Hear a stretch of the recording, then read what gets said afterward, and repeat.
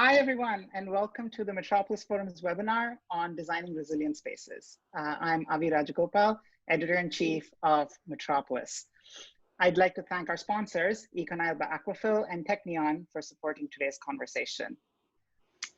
Resilience is a really interesting concept in design. Broadly, of course, I'm sure most of you are familiar with the term. It refers to the ability of a system to withstand shocks, to absorb them, and to recover quickly. 2020 has taught us a thing or two about shocks. I think we understand the word resilience, in a much more holistic way after the events of this year. COVID-19, of course, added global pandemic to the list of possible disasters. And then the national movement around anti-racism, which really isn't a shock. We did just mark the 155th Juneteenth this year. So, that certainly has a long, long history. Anybody who knows the history of this country shouldn't be surprised by what's going on. And then there's the climate catastrophe. I mean, if anybody thought that was going to be like Armageddon on June 1, 2041, we now know for sure that's not the case. It's going to be more like, death by 1,000 cuts. So there's many different types of shocks, is I guess what I'm trying to say. Shocks that we might not have anticipated, shocks that are long-standing, long-term, and bubble up due to various systemic reasons. So how do we design resilient spaces then, both indoors and out? How do we understand these challenges and create spaces that have a long-term positive impact? To help us answer those questions, we have an amazing group of panelists today. We have with us Gabrielle Bullock, who's Principal and Director of Global Diversity at Perkins & Will. Thanks so much, Gabrielle, for joining us today. We have Kate Diamond, who's Civic Design Director at HDR. Kate, always a pleasure. And Jill Kurtz, who's Director of Building Sciences at Page. Thanks so much for joining us, Jill. So let's get started. And Kate, I'd love to kick off with you. You're working on not one, not two, 3 net zero facilities at this moment for civic clients. I think they're at various stages of the process. How do you think about resilience as a framework for very highly sustainable projects like that? Actually, I'm delighted to tell you, Avi, that we're working on 4 or 5 net zero projects. I stand corrected. I have no limits whatsoever, and I'm always ready to try to push a client towards addressing climate change, and we're looking at both operational and embodied carbon and really pushing that in a lot of different ways. We have our Los Angeles Department of Water and Power client is particularly interesting on the resiliency side. I think you've already addressed that there are acute shocks and then there are slow burn chronic ones. And everything we do today relative to climate change is really addressing that slow burn. Everything we do today relevant to equity and social change is really about slow burn, too many years, too late, but we need to do that. So the challenge of resilience is how do you respond physically, economically, socially, environmentally, and institutionally to all of these changes. And we've come to realize that our world is changing more than we ever imagined. I think in Southern California, where I am and where Gabrielle is, we know that we will have earthquakes. We know we will have fires. In Houston, where Jill is, we know there will be flooding. Now know that there will be sea level rise, and Marina del Rey in Los Angeles is in trouble. And when you build a hospital there, you need to pay an awful lot of attention to that. For the Los Angeles Department of Water and Power, what was exciting to us is that we learned that I want them to turn the lights back on after an earthquake. So they need to be operational immediately after an acute shock. And they need a whole bunch of things in order to be operational. We design hospitals all the time, so we know how to design for a higher level of earthquake risk in the building. But what's exciting is there are now new pieces coming out structurally where you not only can design for the higher level of earthquake performance, but you can actually go back in and focus the damage to a plate that can be replaced after the fact. So instead of tearing down the entire building, you can repair it while it's occupied. Then we were working with our LADWP client because it's nice that the building survives, but they can't be operational if they don't have power, if they don't have enough water, if they don't have all of the component pieces. So part of what we really are learning beyond doing the risk assessment, which you have to do, is now all systems are impacted by resiliency, including things like, what do they do if there's no childcare and they need to bring their kids to work with them? And what rooms can we convert and think about in different ways? Because if they're going to be working 24/7, what are they going to be doing to keep their families going in that framework? So it's really a moving target and a range. I don't think that anyone has an absolute codified standard for this. We are looking at, there are now accreditation things for seismic design that we can really explore and take it to the next level. We are doing net zero energy, so we are looking at what we can do with on-site energy production at the same time that we want to keep it safe so that the system is turned off and people who are repairing things don't get electrocuted. All of the things that you have to think about means that there's another level of complexity to this. Before I leave it go, one of the new net zero projects that I'm very excited about is a 3D printed affordable housing, transitional housing project that's attempting to be a demonstration project for the County of Los Angeles. And HDR doesn't normally do tiny little transitional housing projects, but our engineering interests and our commitment to better equity, to getting people off of the streets, really caused us to partner with an amazing group called Contour Crafting and to try to take that to the next level. And we convinced them that the transitional housing ought to be net zero energy also, 100% electric. And the county is really excited, and I'm hoping that within a year, we will have that demonstration project up and running and be able to prove that we can do things at multiple scales that address resiliency, because surely having people on the street is an economic, social, and equity crisis that we need to address. Right, absolutely. I mean, I think it's interesting not just to think about, the different forms of resilience that you've just addressed as kind of discrete problems adding to the complexity of a project, but also, as you said, that there's such great power in finding opportunities for one and the other, for kind of finding those areas of overlap, and those are really powerful. It's really great. I mean, I know everybody, Gabrielle and Jill's eyes certainly lit up when you talked about childcare, right? I mean, programmatic elements like that, along with structural elements. I mean, and we've really been challenged, I think, in the architecture and design profession to think about those programmatic and social, people-facing elements alongside structural elements, but not think of them as divorced from each other. So thank you so much. That's a great overview. Jill, I'd love to bring you in here. Of course, we often say, you can't know how to improve if you don't know where you are now. And certainly, data science has been such a big part of the push for sustainability in general and for resilience in particular. You had the building sciences group at Page. What kind of performance analysis do you think we should be looking at for long-term sustainability, the kind of slow burn resilience that Kate was talking about, especially in the face of climate change and other shocks? So how do we bring performance analysis and data to this puzzle?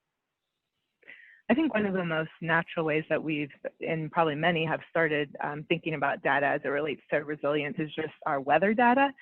We essentially plan our buildings for the future based on weather of the past. And we all know that every summer is a little hotter than the last one, and yet we're designing our HVAC systems and we're thinking about our envelopes based off of the data from the last 50 years and not for the next. And you know, the last job I would want to have is a weatherman, you know, so trying to predict the weather of the future, much less the weather of today, is obviously a super complicated task. And so it's not like we, you know, feel like we've mastered that, but I think we at least need to start looking at trends and looking at, you know, where are things moving towards, and how can we think through that? How's that going to change our heating degree days? You know, how does that start to make a cost benefit analysis for a geothermal system over, you know, an air-based system? You know, those things start to pencil out when you look at higher heat gains on your facades. And so that, to us, has been one of the ways that we've started integrating data and helping our clients see that visually and understand what that means for the project.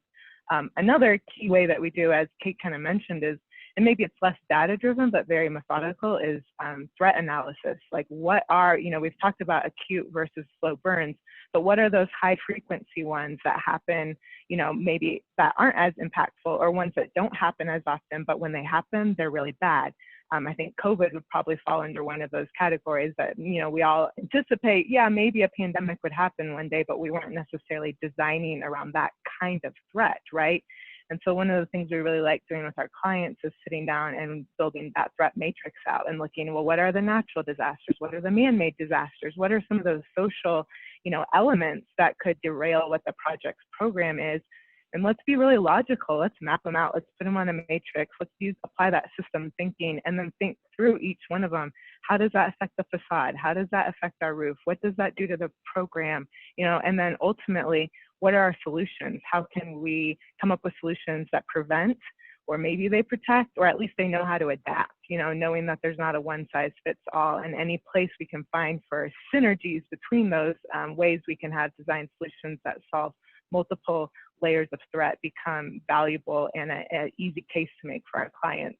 Most of our work as from the resilience comes in the mission critical and data center and very technical focus, which I think is less sexy than some of the net zero kinds of discussions, but it's so much of a backbone, you know, for all of the stuff that we do. Thinking through the role social media plays and what's happened over the last few weeks, and that, you know, the work in the data centers becomes actually part of our infrastructure for supporting some of those movements, you know. And so thinking through this on a very technical but very practical basis has been a really powerful way for Paige to approach and look at resilience. That is just incredible. I mean, I don't think I'd thought about the resilience of data itself in any significant way before this, but you're absolutely right. I mean, it's one of the essential, much like water and power, you know, information is one of the essential systems of our society and, you know, resources of our society. And I love that idea. In addition to, of course, everything else that you spoke about, you know, the matrix of you know, threats and as well as, you know, elements of a project or building. But that last is that's pretty incredible. I know you said it's not sexy, but it's really interesting. As a society, we rely on data in multiple ways. Gabriel, Perkinson will, you know, y'all were involved in the development of RELI, you know, which is a standard for resilience. You know, I think resilience has been a big part of the firm's thinking, of course, as it has been at Page and HDR as well. But your role as the Director of Global Diversity, I think that brings an interesting angle to this resilience discussion, especially at this time. Can you tell us a little bit about, and I know that's a big part of RELI as well, so can you tell us a little bit about how architects and designers should think about and approach social resilience? You know, Kate, and to some extent, Jill too has addressed aspects of this, but I'd love to have you emphasize and expand on it. Great, thank you, Avi. So I think we need to look at our social infrastructure in terms of people, right? So people are the lifeblood of our cities and our communities. And so if we think about how people are impacted and how when they are negatively impacted, like the health crisis of the pandemic, a large portion of our society, Black and brown people, were disproportionately impacted, and they were the essential workers. So that, you know, impacts our day-to-day, everybody's day-to-day. So I would say that an equitable system is a resilient system. And so if we can focus on how what we do as architects and designers and urban planners can provide better quantity, better quality, more quantity of affordable housing, location of transportation, walkable communities, and all of that will go a long way to impact what the pandemic has revealed. I would say that in the response to George Floyd's murder and the civil unrest and protesting that has occurred, it's ripped the mask off the structural and institutional inequities of our society, which as urban planners, architects, and designers, we have the opportunity to strip those barriers, identify what they are, and figure out how they can positively impact communities instead of destroying them. And it's going to take some time, it's going to take some research, and I think representation goes a long way. I would say that in a nutshell, if we lead with justice and equity, cultural competency, and using the community as a design partner, that we can truly embrace social infrastructure, thereby the people, in providing a more resilient society. Yeah, absolutely. I mean, I think what's been interesting is that, you know, over a course of 40 years or so, the green building movement, sustainable architecture movement, you know, honed in on priorities. I mean, that's where we are at a point now where we can actually design, you know, net zero carbon buildings, right? We developed the priorities and the tools. We knew early on that carbon was a target. It took us a while to get the tools to kind of, you know, address that. And I think underlying what you're saying is, you know, the necessity for us to build those priorities, build those tools, and build those roadmaps for designers to address, you know, equity and social resilience as well. You know, Jill talked about a methodical approach, and I think, you know, we do need to bring that to bear, and that kind of systems thinking is a superpower that, you know, designers and architects have. So, you know, I thank you so much for saying that. I'm sure we're gonna dive into that a little bit more. I'm thrilled here today to have Kate Timon from HDR, Joe Kurtz from Page, and Gabriel Bullock from Perkins and Will joining us to talk about designing resilient spaces. Thanks also to our sponsors, Econalba Aquafil and Technion, for supporting today's discussion. I'm going to start taking questions from the audience now. We have quite a few questions lined up. Our first question, new architecture seems to rely heavily on technologies to increase efficiency. As a child of the 70s energy crisis and the environmental movement, I'm interested in nature-based design. Has the pandemic changed your priorities around passive design strategies for natural ventilation and heating and cooling? And if so, how? Kate and Jill, if you want to take that on, you know, passive technologies and designing with nature as a form of resilience. Jill, you want to start? Sure, I can jump into this one. Yeah, we're definitely, as I'm sure everyone is, really trying to understand what are the implications, how do things need to shift. You know, higher humidity levels seem to be a good thing, which bodes well for us in Houston, so maybe we don't have to condition our air as much, but open windows are not, you know, in our thermal comfort range to make some of that happen. So it kind of depends on the climate zone, but I think in general, we've talked about solutions to decoupling humidification of air, or, you know, conditioning of air with ventilation, you know, and there's a lot of efficiency to be found in that. And so if we can, you know, we'd always wanted to kind of advocate for those, but sometimes there's cost implications, but there was a lot of efficiency value. So now that we can better layer in some of the health value, we're definitely seeing an uptick in talking about things like chilled beams or displaced ventilation, trying to keep air where people are using it and not spread it around the whole building. So that's been something that we've been talking about primarily on the mechanical side.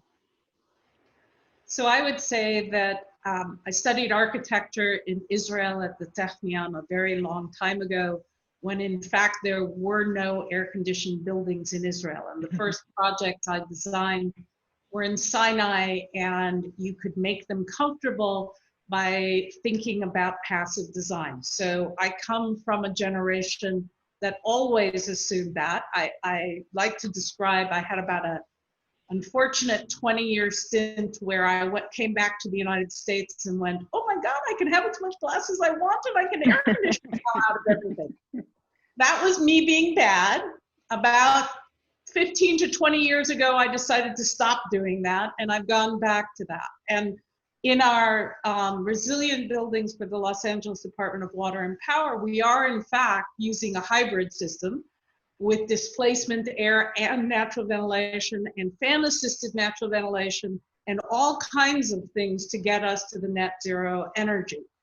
Also, that becomes a resilience piece because many days or most days in Los Angeles, you can be perfectly comfortable if you can open the windows and get natural air in and survive without any air conditioning, so that your power grid components to keep you going operationally can be focused on the things that are important. So I think, I don't know any client that can afford to ignore appropriate passive solutions first, building orientation, all of the smart things you do to try to make your building as energy efficient as possible.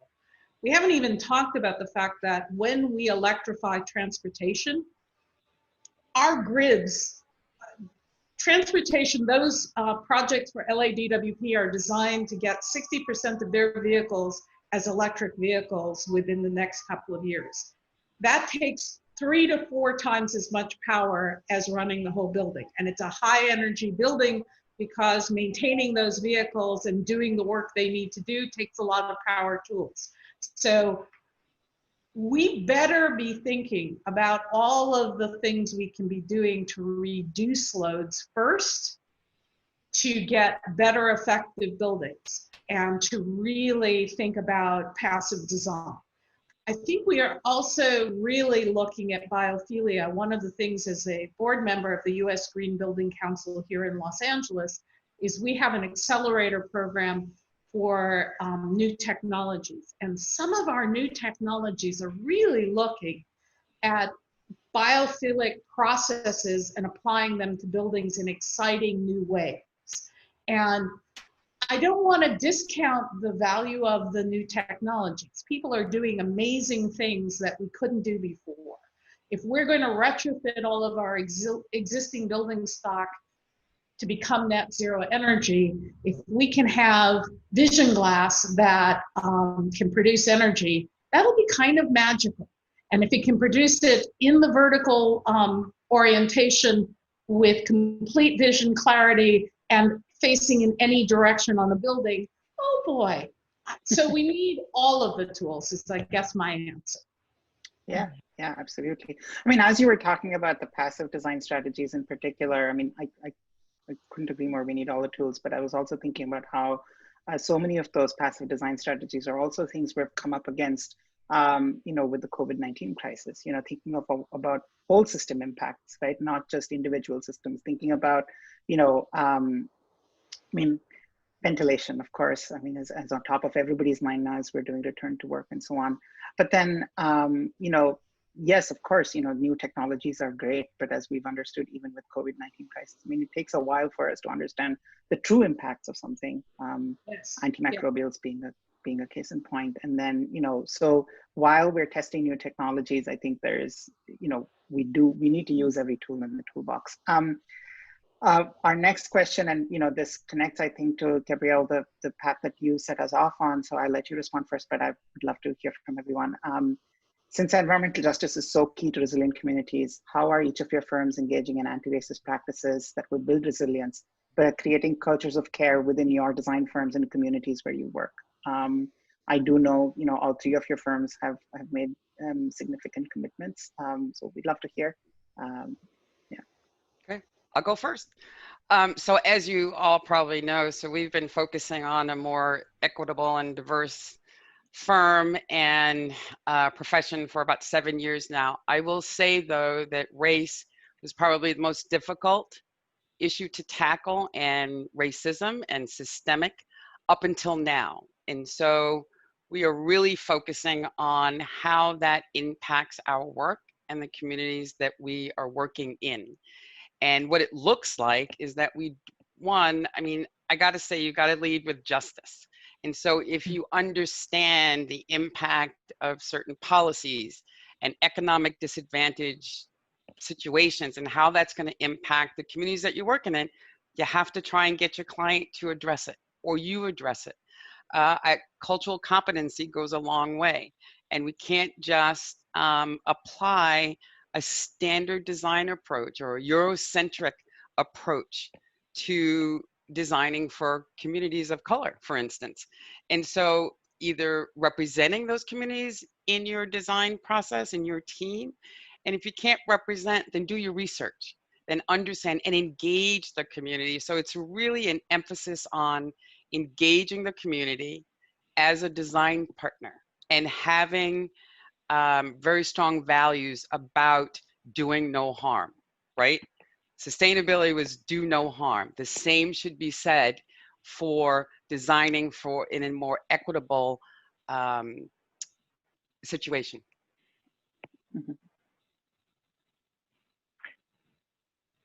I can chime in on this.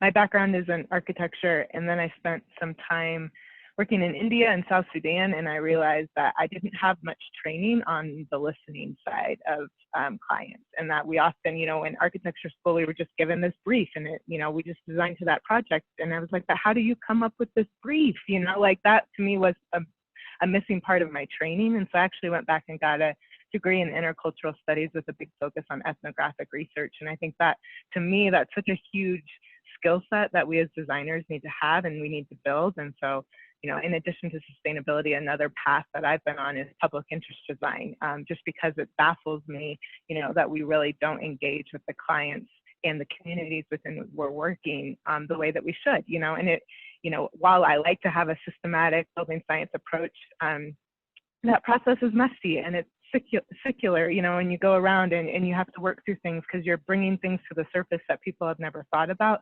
And so I think the more that we as individuals can engage in that kind of listening perspective and really seeking to understand, we will also be understood. And then I think we move the profession forward. And I think there's, you know, change management happens from the top down and the bottom up. And I think that we're responsible for both. Right. So I think I agree with everything that's been said. I will say that HDR as a complex practice that has both architecture and engineering and addresses some of the same market sectors that Perkins and Will does and Page does also, because you do justice facilities and hospitals and all the other sorts of things. And some of those are challenging, you know. I think most of us are finding that even our clients in the justice world recognize that it's a broken system, and that they really want to be changing things. We are working on a project in Omaha that is bringing together every aspect of juvenile justice into one city block. And just the process of designing it has brought probation talking to the judges, talking to the public defenders, talking to the community group, talking to everybody. And all of a sudden we have an opportunity to make certain that juveniles are not taken in shackles in a bus from the detention center into the city, but are actually walked down a secure corridor. Architecture and design have the power to do things that people don't realize. And one of them is to get them talking to each other and to talk about things in that multivariate sort of strategy that says we can look at all kinds of things simultaneously. It's not an either or, it's an and it's not perfect. And you know, getting clients to allow you to fully engage the community is not always easy.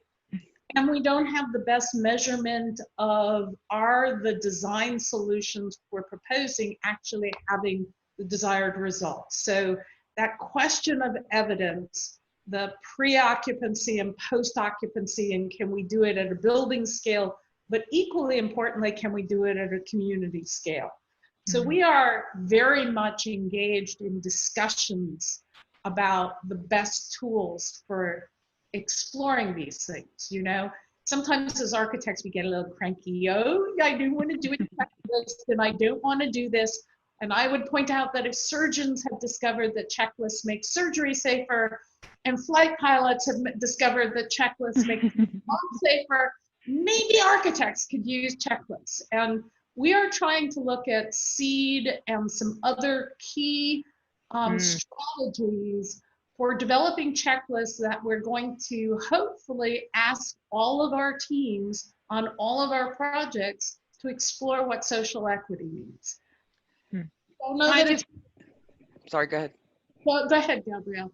I just wanted to add one thing when you mentioned the toolkit. So we have adopted and created an social equity toolkit that's in development, but it's really based on the City of Seattle's initiative around social equity and how all of their projects within the city had to abide by and follow all of the recommendations to achieve a more equitable city. So I think it's possible for all of us to do that and find the tool that works best for us, but it's really about an approach and a conscientious curiosity. I like that term. I'm stealing it right now, Gabrielle. I just made that up.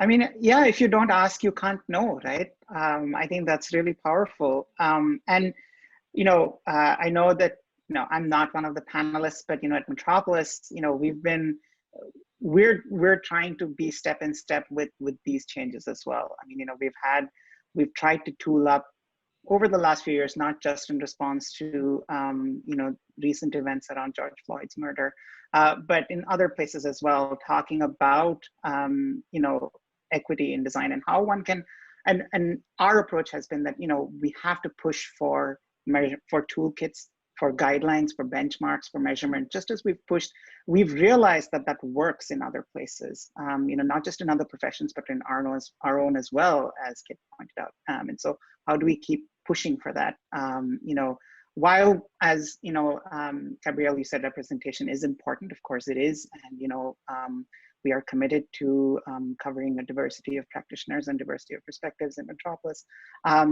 As a larger organization, you know, we're part of a media organization, SANDOW, and, you know, we have significant commitments now in place to support the National Organization of Minority Architects and other places through various means, not just you know, through coverage or through financial means. So, you know, certainly there's some immediate steps, but also there are some long-term goals that we need to set to ourselves. And we can't start from a place of thinking we know the answers, because certainly, you know, we need to develop those toolkits.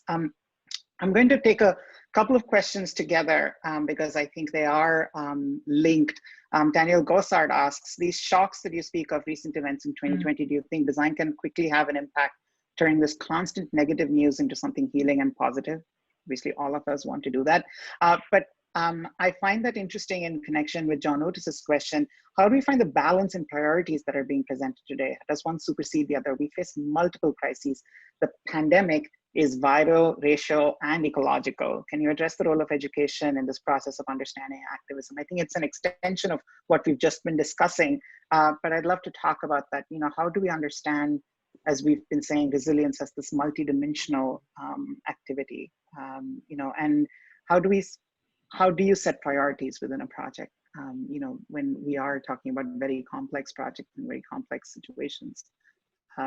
Yeah, I don't know how to distill that question any further.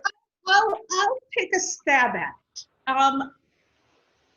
I think so I'm gonna do a couple different parts. The first is take a deep breath and don't think that we have the immediate solutions in day one. We sometimes overreact, and in the initial phases of the pandemic, there was this whole discussion that cities were the danger and that anybody could survive if they escaped from cities. And we know that cities are part of the solution when it comes to economic opportunity, when it comes to environmental equity and all kinds of other things. Not that they're perfect today, they need a lot of work, but we know that cities have to be part of the solution. Now we also know that cities are not the only challenge in the pandemic. So everybody jumped too quickly to the solution that everything was going to have to do with spreading out and having sprawl across the country. That's not the solution. So take a deep breath and look at things carefully. The second piece is how much of it is an either or. I don't think it's an either or. Getting good indoor air quality is good for lots of reasons, including COVID. It's really good for human health. It's really good for other pieces. I don't think that we can put off dealing with climate change because we have 1 decade to try to keep climate change within 2 degrees. And you know, we've given up on the 1 to 1.5 degrees.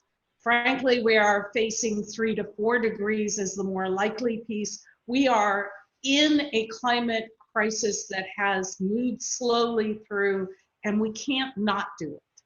We can't not deal with equity. So now the question is, how do you do all of those in an integrated process collectively? And I don't think that thinking about things collectively as an ecosystem is inherently more expensive. I think we can do all of this. I hate the term defund the police because I think it's just going to have political repercussions that are not effective. But I sure as hell could rethink who responds to an addiction crisis, who responds in a school setting, how we do various things. And I think we need to think about reallocating and redefining what public safety is. Public safety is not the police exclusively. And at the same time, I think it is important that we have public safety throughout. So I think it sounds very Pollyanna-ish, and I'm not really Pollyanna. I think the answer is no, we don't pick and choose and we don't prioritize. We think about all of the things simultaneously and we look for the solutions that address multiple ones simultaneously. As an architect, I can guarantee you the things that don't get weeded out are the things that you can't live without. So if you put that passive shading on the exterior and your client comes back to you and says, oh, I can save so much money if we take that out. And you say, well, yes, but then you're going to spend 3 times as much on your mechanical system. They tend to back away and let you leave the passive. So you need to understand we've spent so much time thinking about things in isolation, including costs. And the answer is to start thinking about things as a network. Yeah, and I'll just kind of dovetail off of that with a little different.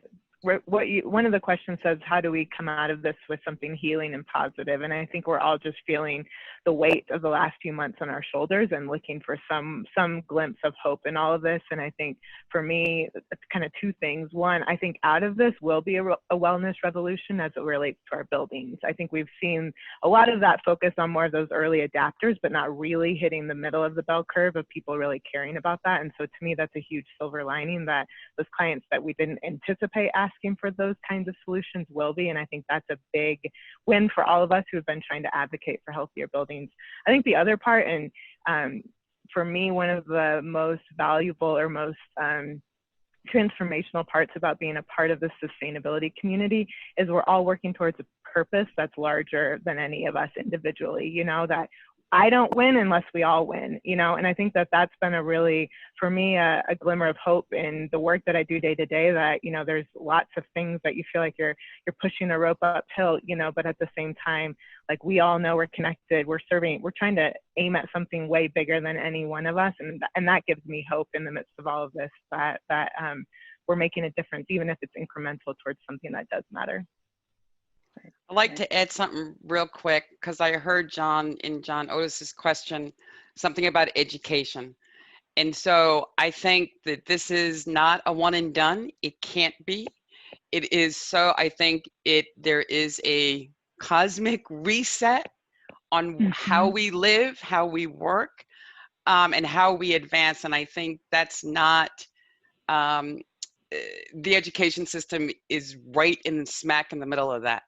So I think just like our firms and our organizations are dealing with this, higher education is dealing with it as well. And so I see more than a silver lining. I see it's now or never, and that the momentum must be actionable. I don't think we have a choice. Right? Yeah, we certainly don't. You know, yeah, 2 degrees. That's where Yeah, stick 2 for 2 degrees. degrees. That's right. 2 degrees. So we're going to take, this has been a wonderful conversation. We're going to start taking questions at a fairly rapid clip now. So I would say we'll take a question. If one of you can answer it, that would be great. And then we'll move on so we can take a few questions in. Again, we're talking about designing resilient spaces with Gabriel Bullock from Perkins & Will, Jill Kurtz from Page, and Kate Diamond from HDR. Thank you all so much for the discussion so far. Gabriel, this sounds like a question for you and connected to what you just said, that one of the attendees says, I'd like to hear more about what implementation of justice, equity, and cultural competency in urban design and architecture would actually look like. So how do you build cultural competency? Can you just give us a brief? Yeah, so I have to use it. I'll have to use a project to illustrate it. But, well, simply cultural competency. So there's 5 levels of cultural competency continuum. You can either be blind to it, and then you are destructive, right? So if you have no understanding of the culture and heritage and makeup of a community, and you just go apply your expertise, okay, you're probably going to destroy the community. And it goes up from there to just being passively aware, and then all the way up to the top. The highest level is really understanding and using what you know and have learned about the culture that you're designing for to inform the culture in a real way. So that's what cultural competency looks like. And I will tell you that, so the equity side of that, if I use a project that we're doing, Destination Crenshaw, which is in South LA, Black community, it's an outdoor street museum and cultural experience to celebrate the Black contribution and community of Los Angeles, to be unapologetically Black. This project is, the client is as much part of the team as any I have ever seen. And they handpick the team, it is truly a design of the community by the community. And so therefore we understand through the community what policies they're trying to ward against, the impact on their community, gentrification, losing their heritage. So that's what it looks like to me, that it's a revolutionary, innovative approach. I've not seen a project like it before. So hopefully that answers the question, gives you an example. You can look at the project online and learn more about it. But yeah, I mean, so much of what you guys are saying is really about, and this is such a tough thing to do, is, knowing that you're the expert in some things, but not in all things, and really inviting partnership on projects. I think it links, Kate, to the idea you were talking about in terms of not thinking about individual priorities, but rather thinking of things in connection and networks. And certainly, Gabriel, the community and the client is the basis of that network, really, right. Not even a part of that network. That's really great. Thank you so much for that primer on cultural competency. Amir Rezai asks, where do you all see resilience conversation going from the urban planning perspective at campus, city, and county level when it comes to big data analytics? So of course, smart cities, smart communities, connected communities, which is a big deal. How is that data revolution part of resilience? Jill, maybe you want to respond to that in some way? Yeah, I think, a lot of those big data sets are great, but we often can't come up with solutions at that scale, so it means that we might have a lot of data that helps us better understand the project, but ultimately we have to be a little bit more strategic in the solutions in response to them. So we went through a process with West Houston downtown master plan. We'd seen huge success with some of the stuff that happened on the west side of town, and so there was a relook at resources. So there was a layering of resource look at post-Harvey, and also looking at the city as a system and how to reallocate resources and come up with a master plan. Another example is the eco blocks that we're building in Oakland in partnership with the City of Oakland and the California Institute for Energy and the Environment. You know, energy and peak loads is obviously not something that any individual building can solve, but if we at least start looking at it at the grid level and the neighborhood level and coming up with solutions that could be building blocks for a larger solution, I think we see a lot of power in solving more regional issues, but in you know, smaller pieces and looping those together. Right. And Jill, maybe you want to tack this one on too. So what weather data do we rely on designing a building, indoor or outdoor space when taking future client into the parameters? Is there a universal source? I think this is in connection to the comment you made earlier in the conversation. Yeah, I can put a link to some of the data sets that we've been using. I know, you know, it's a little bit of the Wild West as far as people figuring it out, or places like San Francisco where you've got 40 some odd microclimates, you know, and trying to predict that is something that it's a bit of a larger scale and not always in the nuance of microclimates, but I can share the link to that. Kate, the next question is a big one, but maybe you can distill one or two, you know, starting points for resilient thinking. One of the attendees asked, can you provide some specific action items or strategies that can be implemented across different project types or sizes to achieve the resilience that's being discussed? You've discussed a few of these already. Is there maybe a standard, a framework, a toolkit, something that you're looking at on your projects? So we do have a toolkit that we use, and the first piece is, like most sustainability, when you start with passive things, is think about where you are. What is the climate? What are the biggest threats?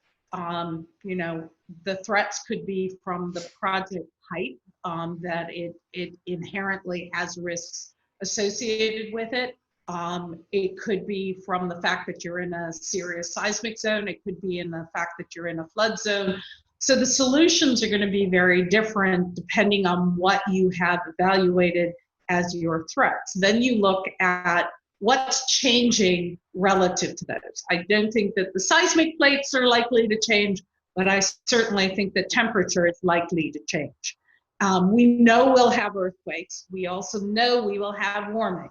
So we are, in fact, really doing things that address the future climate as much as we know today.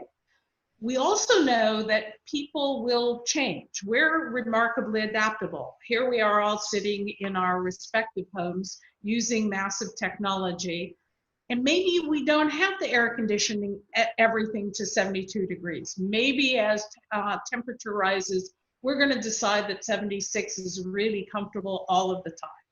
And 80 is comfortable if you wear the right clothes. So we need to really rethink what our expectations are and how those will happen. I think it's all about identifying the specifics for your project. And we do projects at every scale. We have the enormous privilege of connecting with Calthorpe. So we're doing city planning at every level across the globe, and doing sustainable cities in China and sustainable transit-oriented development. And we do storm surge protection for the city of New York, and we do buildings that are resilient. And the amazing, I feel like I'm a kid in a candy store, is I can usually find an expert to teach me something new every day. And if I were to have a hope, it's, I don't know, we call this an architectural practice. I find that this point in time where we're starting to address all of these things synergistically and integrated design and caring about social equity and caring about all this feels as good as the reason I went into architecture in the first place. This is what I came to do, not to make developers richer by turning out development. Yeah, I mean, you know, returning, I thank you for, first of all, those very practical outline, you know, of where you start on a project, but also, I mean, you know, going back to first principles. Again, we're here talking about designing resilient spaces with Jill Kurtz from Page, Kate Diamond from HDR, and Gabrielle Bullock from Perkins & Will. thanks also to our sponsors, Econile from Aquafil and Technion for supporting today's conversation. We're going to take just a few more questions now. Gabrielle, this sounds like a question for you. It has specifically to do with diversity within architecture practices. You know, how can we bring more focus to diversity and inclusivity within staff? I think the question is saying, is it internal teaching or research, bringing outside consultants? You know, how can a firm that wants to make a change in how they staff and how they approach projects, where should they begin? That's a loaded question. Well, I think first thing you need to do is take stock, both qualitative and quantitatively, of your organization, and where do you want to go? You know, some are more interested in building the pipeline for the future, so that implies mentorship, outreach, and all that good stuff. If you have if your organization is not diverse enough, then there are strategies to recruit specifically for diverse talent. There's the NOMA, there's the HBCUs, depending on who you're looking for, right? But you have to first understand what it is that is of value to you, because if you just jump on the bandwagon and say you're going to do this and you have no idea why you're doing it, it's going to be one and done.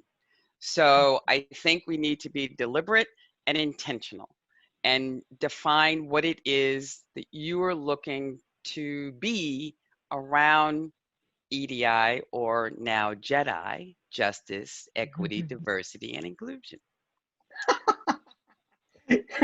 I hadn't heard the JEDI acronym before, but that's interesting. But I think that's such an important point. It's okay to have different priorities. Go ahead, Kate. Because I started my career at a time when, for most meetings in many offices, I was the only woman. I'm sorry to say that I'm still very often, as a senior design director, the only woman in the room. I would suggest that when you care about diversity, you don't have token pieces. You want to elevate people in ways that lends them success. You don't want to move them up so fast that they fail expectations or that the rest of the staff are making snide comments behind their back. You need to really explore your own underlying prejudices. Women who are strong and mouthy are not nasty words that we apply to women that are strong and mouthy. Minorities stand out. My ex-partner, Norma Sklaric, who Gabrielle knew, you know, she was the first woman, African-American woman, fellow of the AIA. She knew that she could never be late ever because she was the only Black woman walking in the room, and everybody noticed when she walked in. So don't set people up for failure. Set people up for genuine success. Help them grow, help them have wonderful opportunities and successes, and don't tell women that, oh, you would be really good at doing interior architecture, and don't tell minorities that, you know, they can only work on project types that are specific to their cultural assumptions. Open the door for real.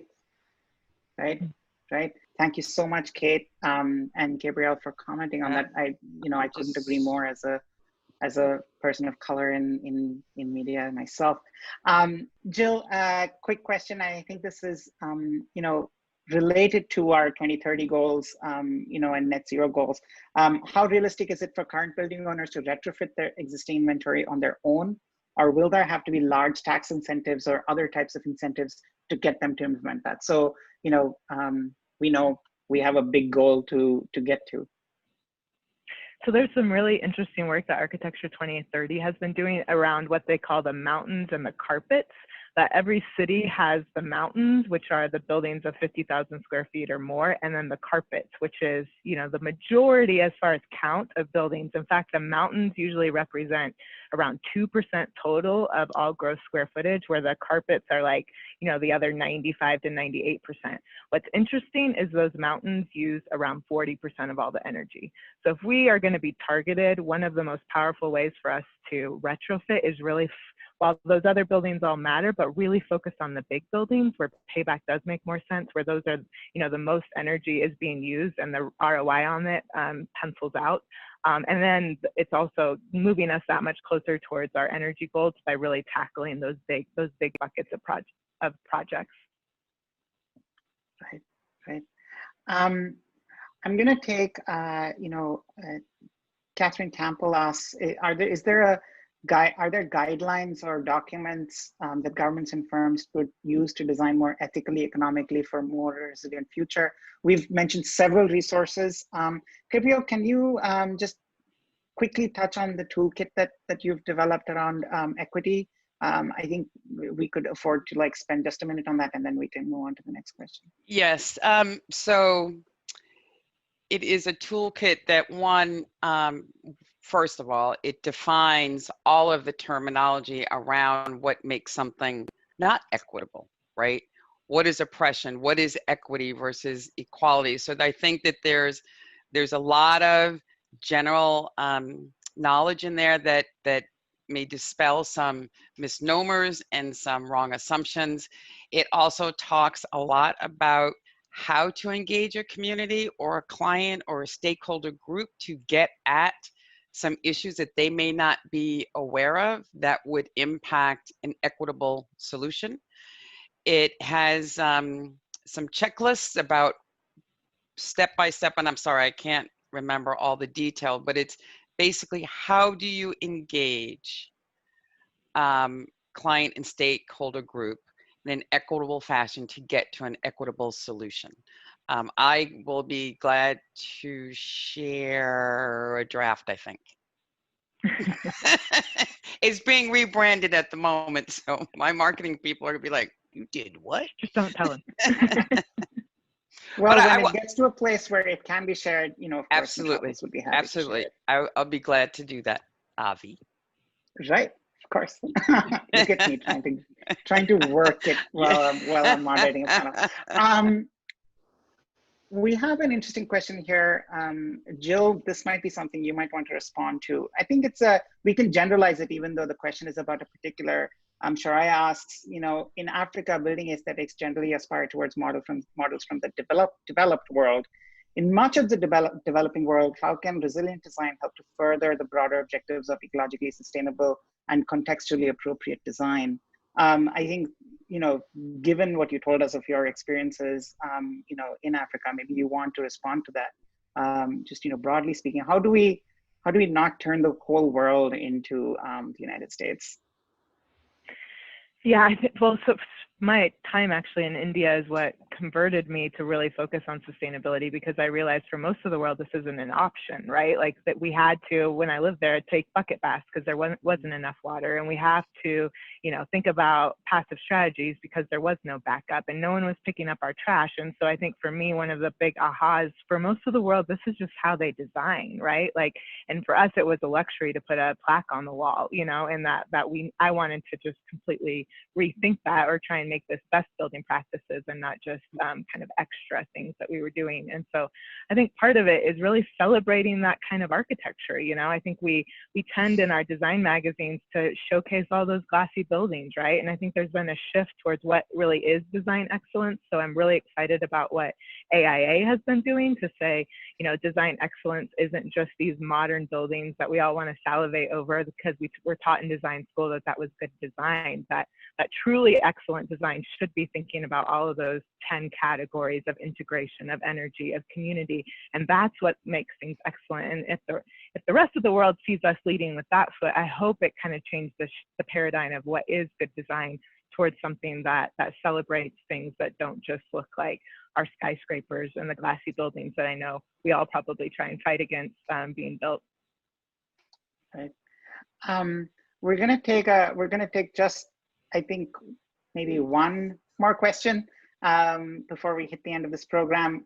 Again, thank you all so much for staying on later than the scheduled end of the program. I truly appreciate it, and I know the audience does too. Jim Westlake asks, and I think this is a more general question about expanding the scope of a project, and I'd love to hear you guys talk about that because you've touched on it in all of your examples so far. Jim Westlake asks, so many of our projects are defined by others, most often by functional programmers, making it more difficult to conceptualize other directions. This reminds me of your comment about getting a brief, Joe. What have your organizations done to backtrack the process? How do you open up the client's mind? How do you open up a brief to look at other possibilities? Again, all of you have given examples, but I'd love to take that, round the panel before we end. I can kick it off. I can tell you that HDR is very well known for having subject matter expertise in healthcare, in justice, in lab planning, and all kinds of other parts and pieces. And one of the things we've done is to say, you cannot do that in isolation from design. First of all, as a designer, I know I can never sell anything if I can't convince the client, first and foremost, that we solve their essential problems and their real issues. So I have to really explore what's going on and make sure that I know and I'm part of that. And they will trust me if I've been part of the solution and not just in isolation.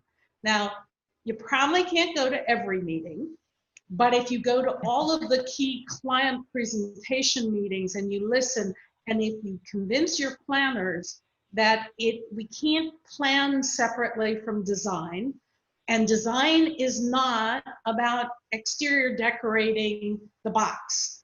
It is about thinking about the nature of the inherent solution and how it goes together. I won't say that it's been easy, but I would say that we're succeeding much of the time to really turn that around. And it's not that they aren't valuable, it's that we are better together.